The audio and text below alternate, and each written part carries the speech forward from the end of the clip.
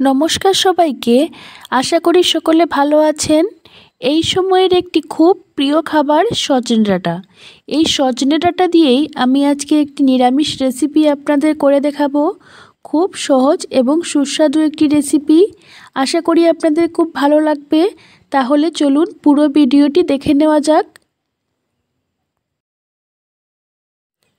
Half কেজির মতো কচি সজনে ডাঁটা নিয়েছি আমি। নিয়েছি 4টে ছোটো সাইজের আলু। প্রথমে আমি সজনে ডাঁটাগুলোকে ভালো করে কেটে নেব।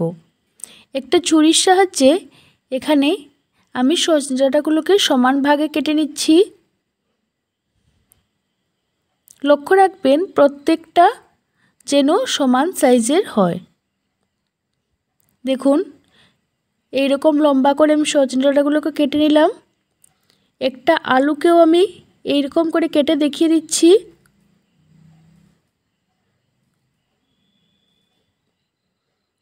এইরকম সাইজের করে বা এর থেকে একটু ছোটো করেও আপনারা আলুটাকে কেটে নিতে পারেন। জল দিয়ে ভালো করে ধুয়ে নিলাম। একটা বাটির মধ্যে প্রথমে নিয়ে নিচ্ছি 1 চামচ কালো সর্ষে, 1 চামচ সাদা সর্ষে, তার মধ্যে দিয়ে দেব অল্প একটু নুন, দিয়ে দিচ্ছি জল, আর এর মধ্যে মিশিয়ে নেব 4 থেকে 5টা কাঁচা লঙ্কা। এটার আমি একটা মিহি পেস্ট তৈরি করে নেব। অন্যদিকে কড়াইয়ের মধ্যে দিয়ে দিলাম 4 থেকে 5 চামচ সর্ষের তেল। তেলটা গরম হয়ে এলে প্রথমে আমি কেটে ধুয়ে রাখা আলুগুলোকে তেলের মধ্যে দিয়ে দিচ্ছি।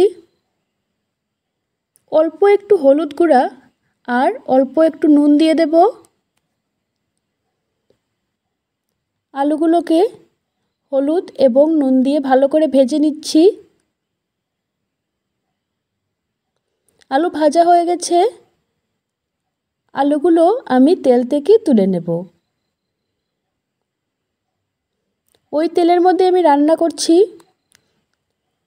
সর্ষে এবং কাঁচা লঙ্কার যে পেস্টটা তৈরি করে রেখেছিলাম, তার থেকে 2 থেকে 3 টেবিল চামচ আমি তেলের মধ্যে দিয়ে দিলাম।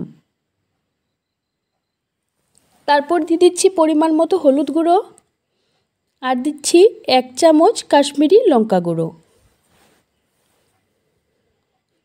ভালো করে জিনিসটাকে কষিয়ে নেব। আর দিয়ে দিচ্ছি পরিমাণ মতো নুন। নুন দেওয়া হয়ে গেলে মশলাটাকে তেলের সঙ্গে ভালো করে কষিয়ে নিতে হবে। গ্যাসের আঁচটা এখন আমি কম রেখেছি। মশলাটা ভালো করে কষানো হয়ে গেছে। ডাঁটাগুলো আমি মশলার মধ্যে দিয়ে দিলাম। ভালো করে মিশিয়ে নেব।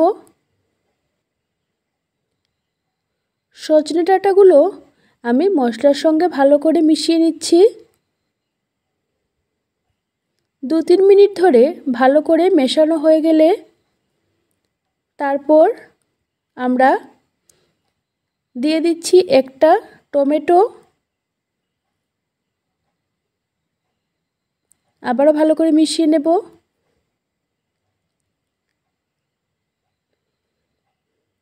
মিক্সিং বোলটা ধুয়ে আমি জলটা এই ডাঁটার মধ্যে দিয়ে দিচ্ছি। জলটা সেই পরিমাণে দেবেন যাতে ডাঁটাগুলো সেদ্ধ হয়ে যায়। খুব বেশি একটা জল ব্যবহার করার দরকার নেই। জল দেওয়া হয়ে গেলে আমি এটাকে ঢেকে রেখে দেব 5 থেকে 6 মিনিটের জন্য। 5-6 মিনিট পর ঢাকনাটা খুলে নিলাম। ডাঁটাগুলো যেহেতু কচি ছিল তাই সেদ্ধ হয়ে গেছে। মিশিয়ে দিচ্ছি ভেজে রাখা আলু। আবার ভালো করে মিশিয়ে নেব।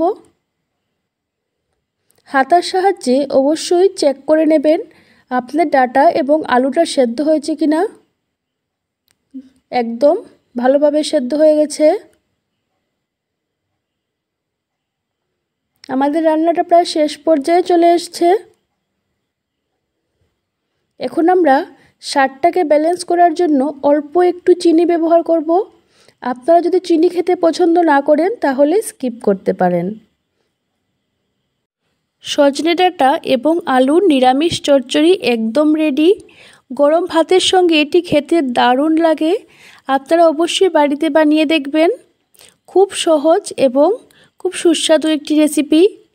ভালো লাগলে ভিডিওটিতে লাইক দেবেন আর নতুন হলে চ্যানেলটি সাবস্ক্রাইব করে পাশে থাকবেন, যাতে নতুন নতুন ভিডিও আপনাদের উপহার দিতে পারি।